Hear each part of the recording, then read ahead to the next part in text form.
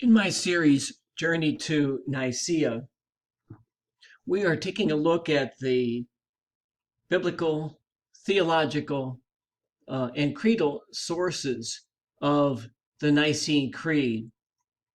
And in the third session in August, we will conclude by looking at the different affirmations of the Nicene Creed. What I want to do this week is take a look at those affirmations and just give a brief reflection on them. This is not anywhere near as detailed as we will be in the presentation, the formal presentation next month. So if you notice the beginning of the Nicene Creed, it makes two affirmations. It says, I believe in one God, the Father Almighty, maker of heaven and earth, of all things visible and invisible. So today I want to focus on just that first phrase, I believe in one God. Now, it may seem obvious to us that there is one God because it states it in the creed.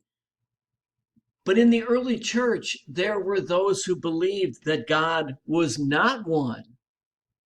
There were those who rejected the Jewish monotheism from which Christian monotheism proceeded. And so there were some Christians, Gnostic Christians, who believed that God was not one, but that God was split, that there were what they called emanations from the one supreme God. And sometimes there were pantheons of gods, whole pyramids of gods, 8 or 16 or 64. And in the early church, the belief system was not clear. It was not unified. And so the bishops at the Council of Nicaea wanted to affirm clearly their belief that there is one God.